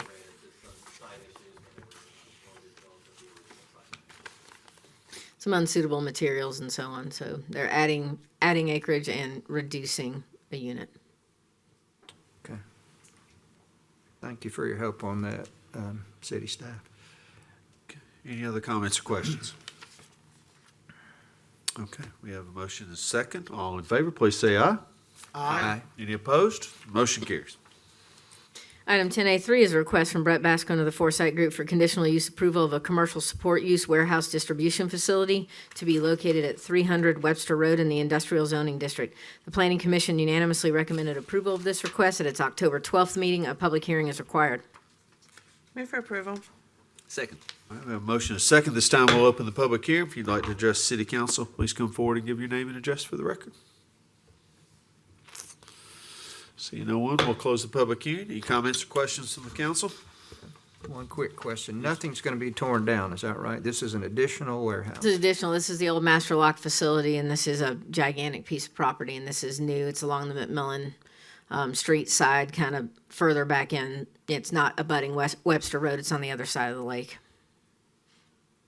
It's just the address is 300 Webster Road, but yeah. Any other comments or questions? What happens to the lake? Lake is still there. This is just on the other side of it. It's further west, in essence. Any other questions? Okay, all in favor, please say aye. Aye. Any opposed? Motion carries.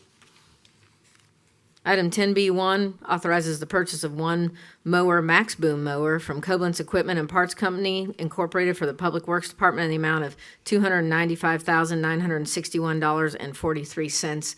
Let the record reflect that Councilman Koblenz has recused himself. Move for approval. Second. All right, have a motion and a second. Any comments or questions? Is it named after him? The Max Boom? No, not the No. Max Boom mower. I think that's just what it's called. That may be why he recused, but. Yeah. Last name, not first name, right? Okay, all right. Any other comments or questions? All right, all in favor, please say aye. Aye. Any opposed? Motion carries. Mr. Parsons, would you please retrieve Mr. And Allison, Koblenz? let the record reflect that it was an 8-0 vote with Mr. Koblenz recusing. Boom. Boom. Item 10B2 authorizes the purchase of LED light fixtures from Musco Sports Lighting LLC to upgrade various parks and recreation facilities in the amount of $2,938,250. Move for approval. I have a motion and a second. Any comments or questions? This is budgeted, correct?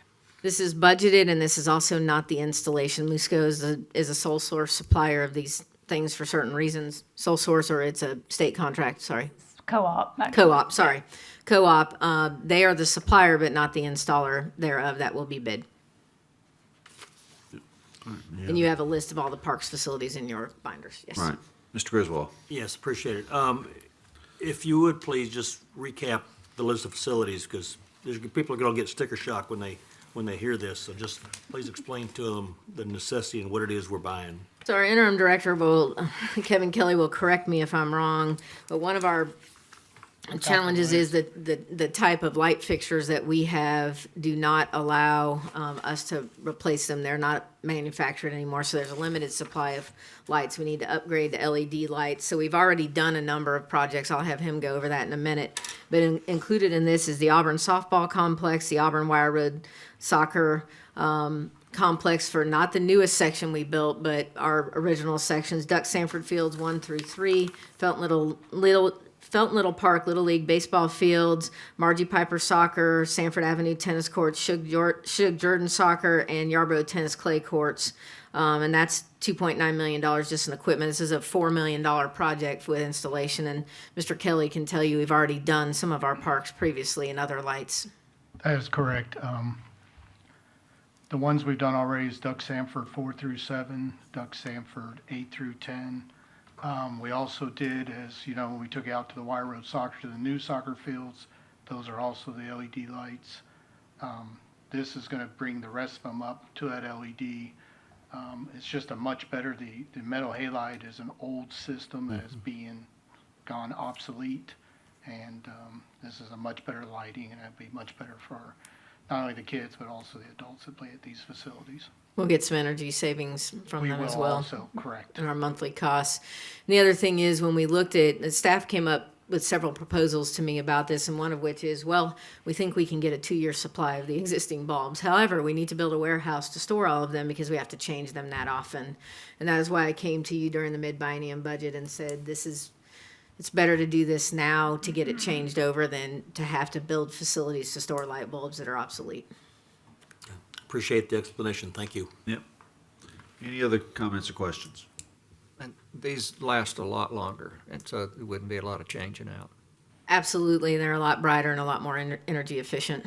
Also- Not brighter on the adjacent residents, they do point down, however. Thank you. They are a good bit brighter. Yeah, they're brighter. Soccer complex lights up Cox Road.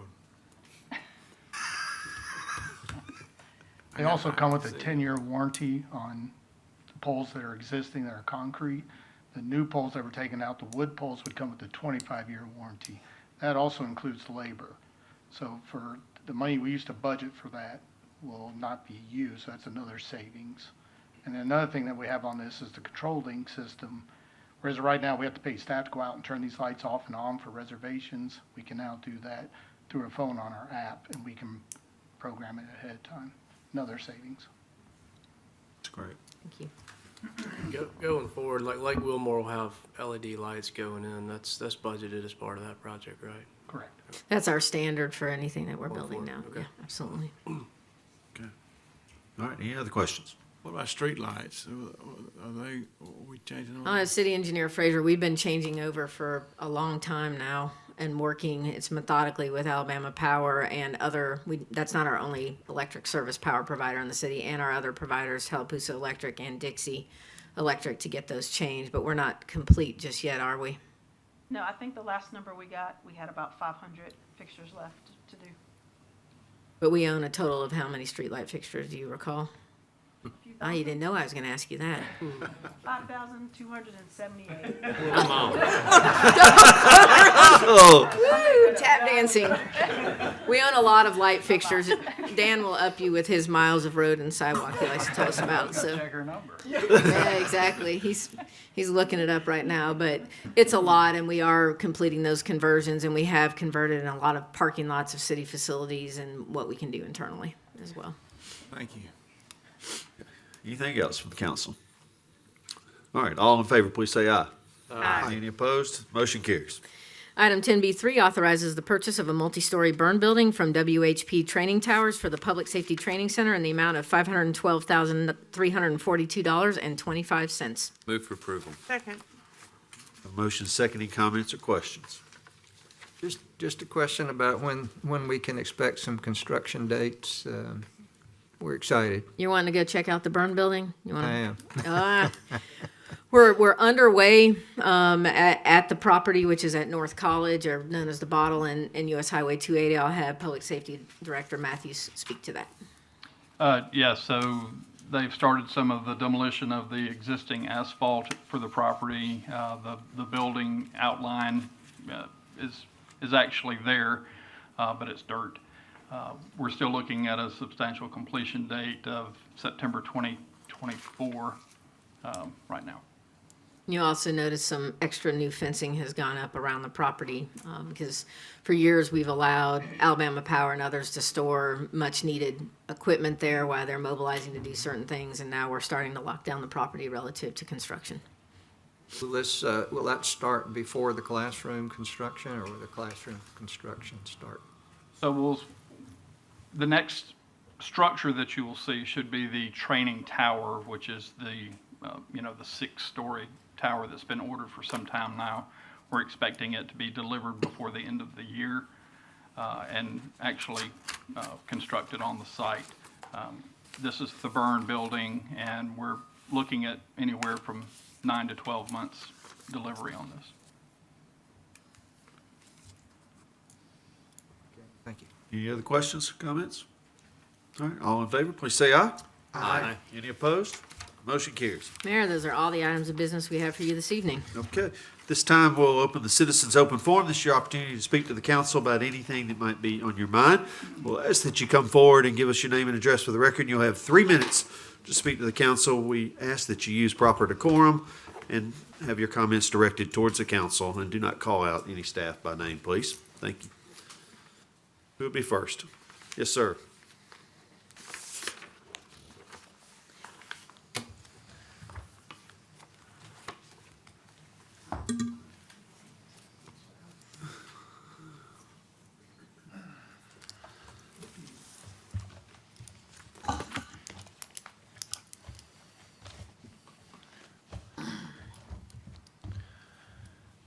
Mr. Mayor, City Council, I'm here to inform you that there is a better option for the 3rd Congressional District in the Republican primary of Alabama.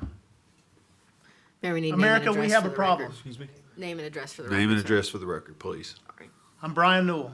I'm running for the 3rd Congressional District of Alabama. Address, please. 4104 Melanie Drive, Moody, Alabama. 35004. America, we have a problem. Staggering inflation, skyrocketing deficit, government overspending, and excessively overinflated earmarks. And Congress is the problem. I know these career politicians go into office with no leadership experience, no teamwork experience.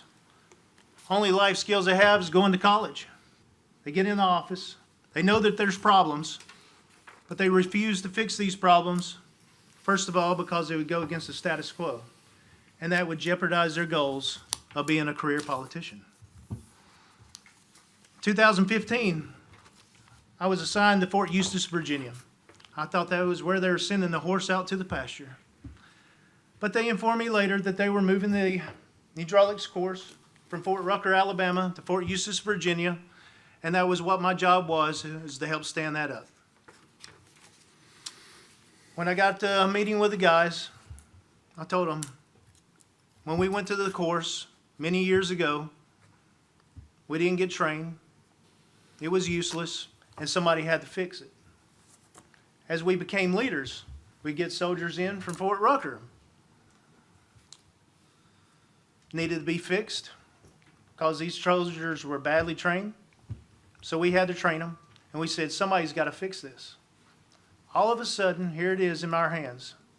I said, we can go with the status quo and continue on with the training that's already there and continue with the problem that's already, it's already got a problem. It's already broken.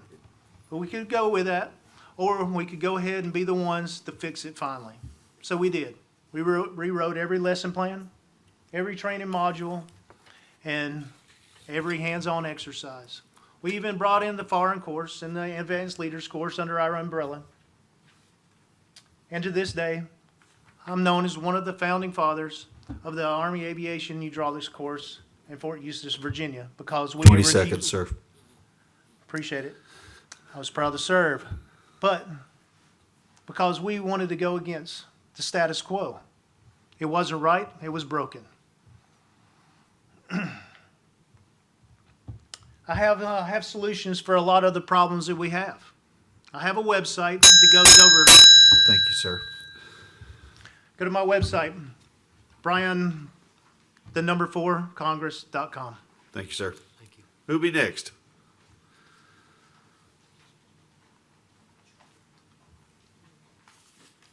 Jason Sager, 215 Cary Drive. I'm going to go a different direction. I'm going to start by commending this body. Within minutes of communicating with Kelly about the F-word sign the week of the Georgia game, he immediately went into action and best spoke to the owner of 145 East Drake to take down the F-word, the dog sign. It's my understanding that Ron has spoken to the Student Government Association and the provost. Max has researched sign laws, which really apply to commercial applications. I truly do appreciate the work that this body does, and it's very evident to me how much you care about Auburn. When I asked the kids to take down the F-word sign, they said they had the owner of the house on the phone, and he said, "Freedom of speech, War Eagle." Kelly said it best in our text, "You can't fix stupid." I agree with Kelly. This body decides what we can and can't do with our properties. I won't make an argument tonight about short-term rentals. The short-term rental guy does a very good job of that. But I'll assume the reason why people don't want short-term rentals is because they want their city to look nice. This property looks terrible. It consistently has beer bottles across the front yard. The property is owned by Historic House LLC. This property is neither historic nor a house. In my opinion, it's an unregulated ATO fraternity house. So where does this leave us? What type of city do we want to live in? I followed your elections closely, and your supporters have differing ideas. Some want Auburn smaller, some want it bigger. Some want this body to stop issuing business license. Some even want taller buildings. All these issues you face intersect with the idea we all have for this beautiful city. We fear it losing character and decaying. We probably all here can agree we don't need the F word in our front yards. My limited research looks like Auburn is not alone in dealing with the F word. Many cities made a delineation between other expletives and a category that is clearly vulgar and pornographic and limited its uses.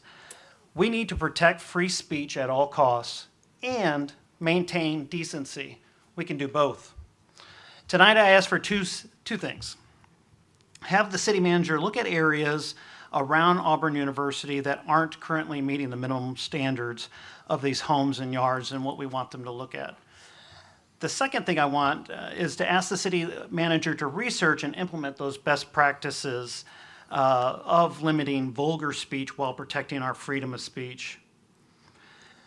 I get it. I went to LSU for grad school. Some of my friends have told me they had a terrible experience tailgating there. Texas A&M is known for world-class tailgating and very welcoming. I would have been very upset if I was a Georgia parent that weekend spending money in Auburn. So in closing, I don't know the Historic Thank you, Mr. House Sager. LLC Thank or you, the owners. Mr. Sager. We'll all look forward to spending time with you afterwards if you'd like to All right, continue to thank talk you. to us. Yes, sir, thank you. Who'll be next? Okay. We'll close citizens' open forum. I certainly appreciate the thoughts of Mr. Sager from his concern. I saw those signs myself that day. You know, if we're not concerned about what our citizens think of the signs, if we're not concerned about the image it portrays of our community, I don't know, maybe we can understand that, but please respect our families and our children. And there are children that witness these signs, they read them. This wasn't the only place that had a sign, to be fair. There was a number of them in our town. I don't know how many of our kids, we have thousands and thousands and thousands of children in Auburn that are under 12, 10 years old. And to read those signs is very unfortunate and very disappointing. And so as we move forward to a big SEC weekend this weekend, we've got Alabama in a month. I really encourage our fans to be fans, our students to be supporters, and let's exhibit class and dignity. And let's try not to have our parents have to explain to their kids in the car, what does that sign really mean? I appreciate the First Amendment. I understand what it means. But I don't think it was intended to have vulgar signs in a community full of kids. So that's my 2 cents on that. I appreciate the owners of these buildings bringing those signs down too. I really do. Anyone else? Okay. Is there a move to adjourn? So moved. We're adjourned.